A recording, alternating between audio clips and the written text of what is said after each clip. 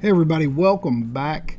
We are diving deep into the Old Testament. That's what we do on this channel. We take little bite sized chunks so we can digest it and reflect upon them and see if there's any wisdom and that we may use in our daily life, but also there's a whole lot of questions. We got a lot of questions. So, if questioning the Bible is not your cup of tea, then you probably don't want to stay here. But if you have an open mind and you're super curious about these ancient texts and how they may be applicable in your own life and how others view them and how you view them, then you came to the right spot.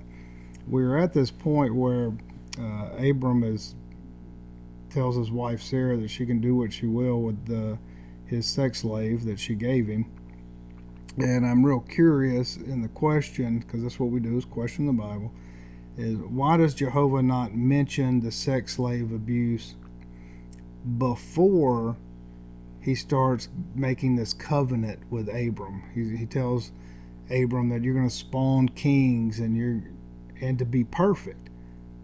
But the question is, he doesn't describe what being perfect means. He's just rewarding him for this previous behavior, which has been not very good. So if you're not very good and you're indifferent to sex slaves and then you reward him, why didn't God mention what perfection is and how do you strive to do that and how do you work towards that? None of that. And the second concern is, instead of giving some guidance, on this sex slave issue that is not a good thing, Jehovah just rewards him with this covenant to be the father of nations, which instantly implies that Jehovah is just totally indifferent to sex slaves. Either he doesn't care or doesn't feel like it's even worth mentioning. I find that strikingly odd. And my third question is in chapter 17 of Genesis, verse 5. Jehovah changes Abram's name to Abraham. And this is where the big change in name happens. But why? Why do we need to change his name? Why did Jehovah need to do that? Was it to elevate him in the eyes of the people somehow when he was already elevated? Is it a spiritual thing?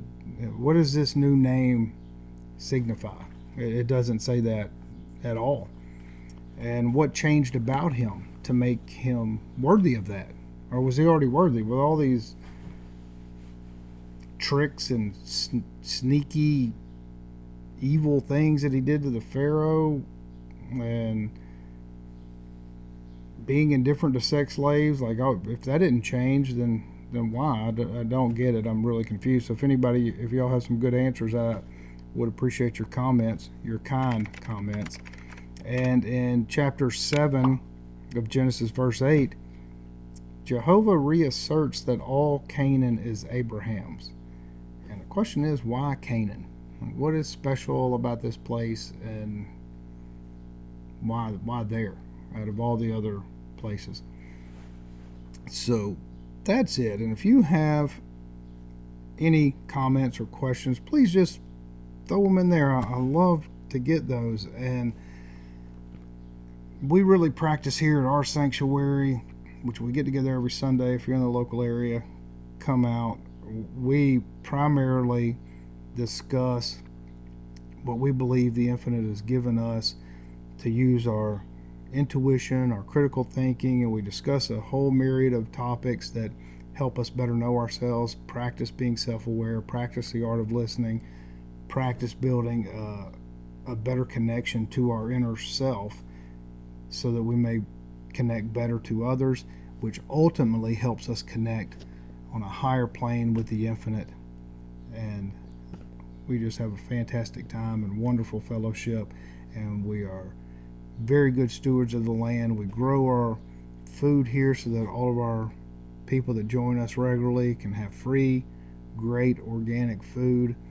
And I think it's very important for us to connect to nature, because that is what we are. And thank you for joining us. And join us at mysticsofTexas.com or our other channel, Mystics of Texas.